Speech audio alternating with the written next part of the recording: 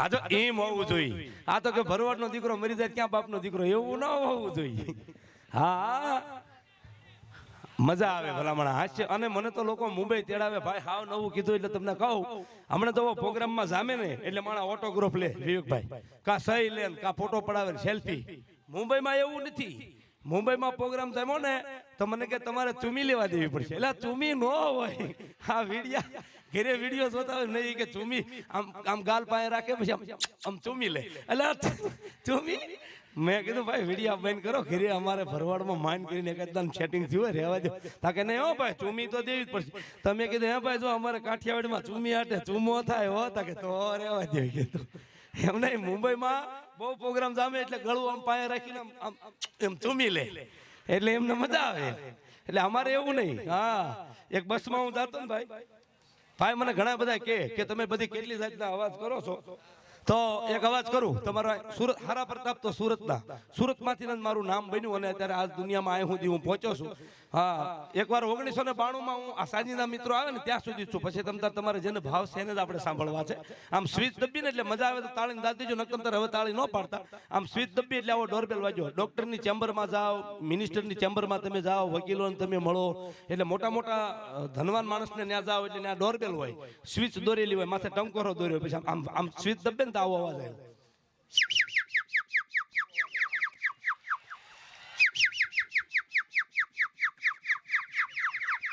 મુંબઈમાં તો લોકો તાળીઓનો દાંત દે એમ કે આ મળે. એટલે મેં કીધું because two something never negative. તમે જોક્સ કીધેલો કોકનો કહી શકો, ગાયેલું ગાઈ શકો, પંપુડા નો વગાડી શકો.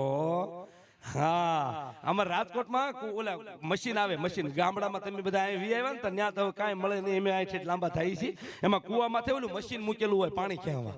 એ રાજકોટની મશીન હોય ને માથે કાચની શીશી બાંધી હોય, એને સેલઅપ ન આવે, એને ઉપાડવા માટે હેન્ડલ મારવું પડે, હેન્ડલ. એટલે એમાં ટીબી થઈ ગયો ને એનાથી હેન્ડલ ન લાગે.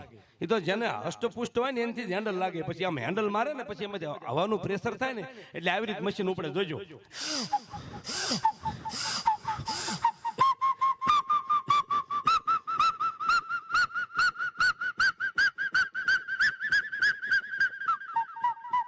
આમાં તમ તાર ઈકો ધીમો હશે તો મારો અવાજ જ વધી જાય છે. હા હું તો દિવસે વાડીઓ વગાડતો વાડીઓ વાળા થોડે પાવડા મેકી. સુરતમાં મુંબઈમાં અમારો પ્રોગ્રામ વેલા હારે મેં ગયેલા ફરવા. તેમાં એક જગ્યાએ આમ સર્કલ હતું ને આમ સરસ મજાનું તળાવ બનાવેલું હતું, ત્યાં બધા બેઠા હતા. એમાં અમે બધા તબલા વાળા સાજીદાન મિત્રો ગયા. એમાં ગયા ને તો એક જણો વાંદરી લઈને બેઠેલો હતો, ડાકલું વગાડે ને ડગ ડગ ડગ ડગ ડગ વાંદરી ડિસ્કો કરે. તે બધા એને પૈસા આપે. તે અમે ઉભા હતા ને એમાં એક પતિ પત્ની નવા પરણીને આવ્યા. એમાં પુરુષે પૂછ્યું વાંદરી વાળાને કે આ વાંદરી ક્યાંથી લાવ્યો? 3 વાર પૂછ્યું. વાંદરી વાળો કઈ બોલ્યો નહીં. પછી પૂછ્યું તો ને એની પત્ની વાંદરી વાળા માથે ખીજાઈ ગઈ કે મારા ધણીએ તને 3 વાર પૂછ્યું વાંદરી ક્યાંથી લાવ્યો, જવાબ કેમ નથી દેતો? ત્યારે એને વિવેકથી જવાબ આપ્યો કે બેન એને ભલે મને 3 વાર પૂછ્યું, મેં પૂછ્યું એને 1 વાર. એમને આ સમજાય જેવું છે. હા એકદાન અમે બસમાં જતા ને, બસમાં ટ્રાફિક હતું, અમે બેઠા હતા. એમાં 60 વર્ષના માડી સડ્યા. જગ્યા નહોતી. જગ્યા ખરેખર યુવાનોને આપણે આપી દેવી જોઈએ, પણ જગ્યા નહોતી. એટલે પછી કોઈ જગ્યા ન આપી. ડ્રાઈવર બહુ સમજ નહોતો કે માં ઓલા ગેર બદલાવે ને, ગેર લક્ઝરી બસના એ ગેર બદલાવે ને બોનટ હોય. તક માં અહીંયા હું તમે બેસી જાઓ, અહીંયા તમે. તક નારે ના મારા રોયા ના તો ગરમ હોય. કે પણ માં હું તમને ઓશીકું નાખી દઉં, ગાડલું નાખી દઉં, બેસી જાવ. તો ડોશીમાં બેસી ગયા. બસ આલી 2-3 સ્ટેશન ગયા એટલે પછી પાછા એક ગામ આવ્યું ને બસ ઊભી રહી. કે યુવાન દીકરી ચડી 7-8 જણા ઊભા થઈ ગયા. આય બેસી જાવ, આય બેસી જાવ, આય બેસી જાવ. બેન ખાનદાન હતા કે નારે ના. તા ડોશી બોલ્યા કે બેસી જા બટા, મારી જેવડી થાય ને તો આય બેહવાનો વારો આવશે કે બેસી જા. એટલે અમુક જોક્સ એવા છે જે સમજાઈ જાય તો મજા આવે. પણ બધા મિત્રોજનો મળે. અમારે તો સારું જ બોલવું હોય અહીંથી, પણ તમારા માન ને તમારા પ્રેમ ખાતર ગમે નથી ઘટના ઊભી કરવી પડતી હોય છે. પધારો પધારો. શ્રી વાણંદ યુવા શક્તિ યુવક મંડળ તરફથી આપણને 1101 રૂપિયાની જબરજસ્ત ભેટ આપી અને આ વિધવા બહેનોની જે સહાયની અંદર આપણને કાર્યક્રમમાં ઉમેરો કરે છે, બદલ એને કોટી કોટી પ્રણામ. એટલે એક નાનો એવો અવાજ લઈ લો, એક લક્ઝરી બસનો, જેનાથી હું ખાસ ઓળખાવ છું. પછી તરત વિવેકભાઈ સાંચલા ને આપણે રજૂ કરી દઈએ. સાજીંદા આવી ગયા છે અને આમ તો એ અવાજ પછી લેશું. આવે વિવેકભાઈ સાંચલા.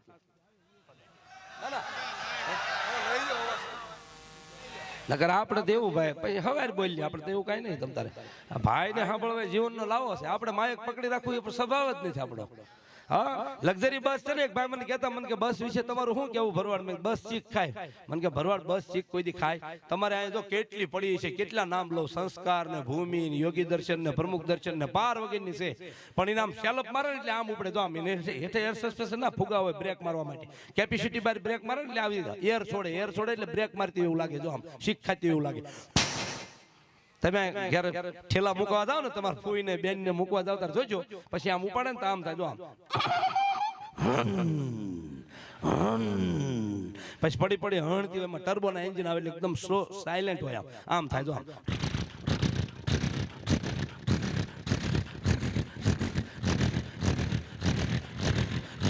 પછી પેસેન્જર ગોઠવાઈ જાય પછી કંડક્ટર આમ થાપલી મારે જવા દે અને ઉપાડે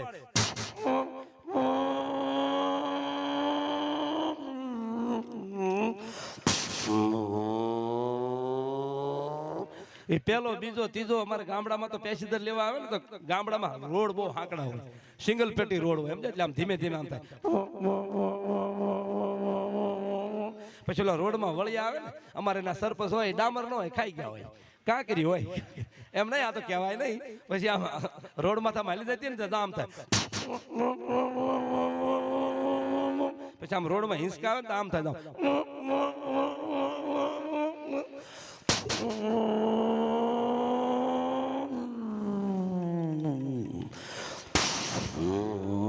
પછી આમ બળ કરીને ઉપડે પછી પેલો બીજો ત્રીજો ચોથો પાંચમાં નાખે અને પછી જે ઝીણો અવાજ થાય હાઈવે ઉપર ચડે મનમોહનસિંહ જિંદાબાદ એ 60 ફૂટનો ધોરી રીંગ આવે ને પછી જે ડ્રાઈવર ઉપાડે આમ ડ્રાઈવર સારો રોડ આવે એટલે દરેક ડ્રાઈવરમાં એ ગુણ હોય આમ ખુશ થઈ જાય રોડ પાડે એટલે વાહન હાંકવાની મજા આવે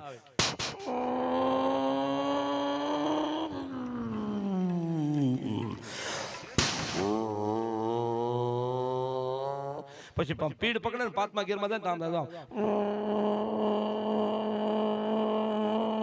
પછી આવડો મોટો પાડાના કાન જેવડા સાઈડ ક્લાસ હોય અને ડ્રાઈવર કંડક્ટર તો ગોટો વળી મેલ પછી ગાભો પીડ્યો એમ હુઈ ગયો હોય અને ડ્રાઈવર એકલો હાલ્યો હતો ગીત વાજી આવતા હોય સાસ ગાલી દેવે દિયરજી મના લેવે સસરાલ ગેંદા ફૂલ સાસ ગાલી દેવે દિયરજી મના લેવે સસરાલ ગેંદા ફૂલ એવા ગીત વાગતા જતા હોય માલપા અને એ ડ્રાઈવર આમ જતો હોય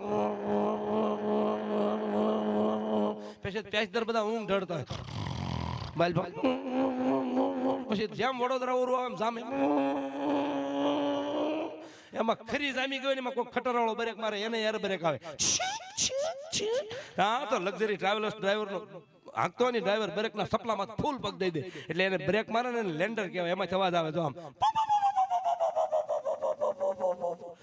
માલપા હુતા હોય બધા ગોટો વળી જાય હા હશે એના ઘર વસે હંપ ને જપ ને સાયકલ ને પંપ અત્યારે તો એક ભાઈ ના સુખી માણા ઘરે હું લગ્નમાં ગયો ને તેના લગ્નમાં ફડાક્યા ફૂટે એમાં સંગીત વાગતું બોલો હા ઓરિજિનલ તમે અહીં ફડાક્યા ફોડતા તમને ખ્યાલ હશે ખાલી અનુભવ કરાવું આમ ફડાક્યો ફૂટે ને જો આમ થાય બાપુ ધ્યાન દેજો આમ પેલા આમ અધર જાય ફડાક્યા એટલે સીટી વાગે પછી જ ફૂટે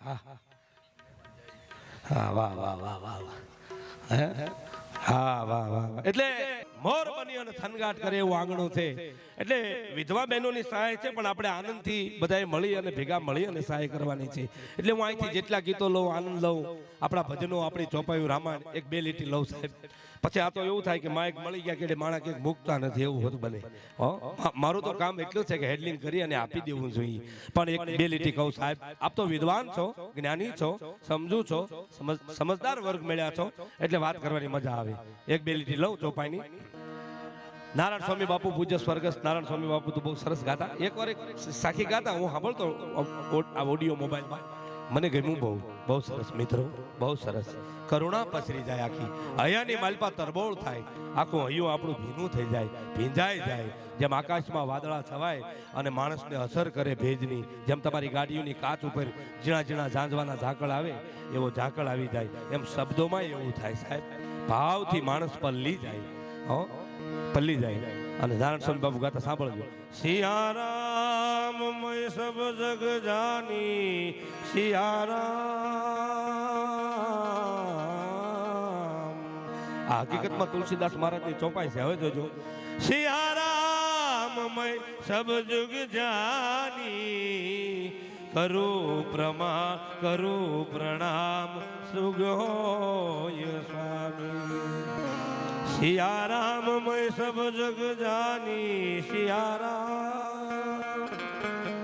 સિયારામ મય સબ જગ જાની કરું પ્રણામ જગોય સ્વામી બહુ સમજાય જેવી વાત કરી તુલસીદાસ મારે આખી જગતને સિયારામમય જોવે સિયારામમય જોવે આખું જગત પોતાપણું લાગે એની આ વાતો છે આ સંસ્કૃતિના ડાયરા લોક ડાયરામાં જીવતરનું ભાથું મળે છે સાહેબ એમાં જીવતરનું ભાથું મળે છે આ તો તમારી ભાવના ભાળી આનંદ ભાળ્યો એટલે બે ત્રણ લીટી ગાય નકર અમારું તો કામ બોલવાનું છે બોલીએ છીએ અમે કોઈક કહી તો ગાઈ પણ આપણા ભજનો કેવા રૂડા સાહેબ બહુ સરસ ભજન આપણા વડીલો 60 70 50 વર્ષ પહેલા ભજન કરતા ભલે સાજ નહોતા સંગીત નહોતા પણ એની મીઠાશ કેટલી હતી સાહેબ એમાં કેટલી ભાવના હતી વેદની વાતો કરે આપણા ગામડાની માતાઓ બહેનો સામાન્ય રીતે રાહડા ગાતા હોય આમ તો મારે વિધવા બહેનો તરફનો કાર્યક્રમ છે એટલે એક બે લીટી એની મારે કેવી છે પણ હું જ્યાં જ્યાં સમય મળશે ત્યાં કહીશ ખાસ તો વિવેકભાઈ સાંચલા આવે એટલે આપણે એને પ્રથમ ગણપતિ દાદાનો રાઉન્ડ આપીએ પછી મોજ કરાવે પણ આપણા ભજનો કેવા સાહેબ બહુ સારા સાજ મને મળ્યા છે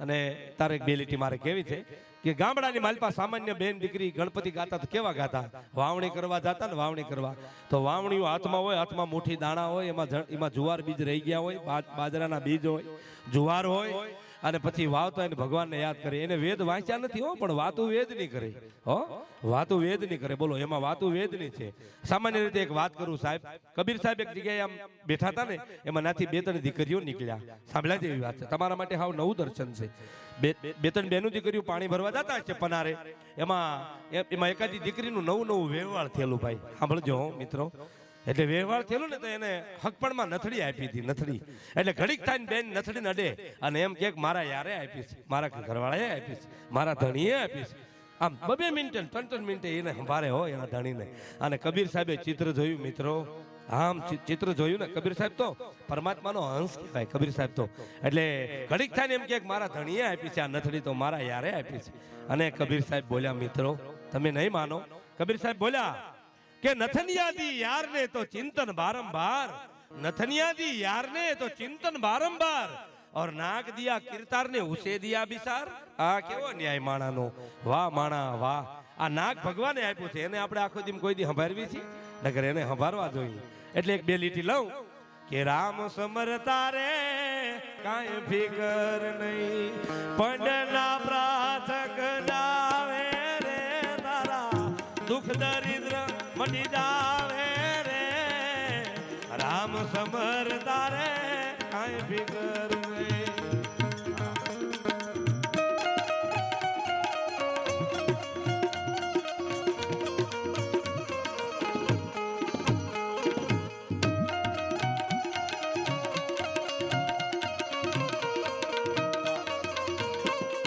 પોપટભાઈ આયર આપણી સામે વધારી ચૂક્યા છે હવે સાંભળજો મિત્રો બહુ સારી કડી કવિ કે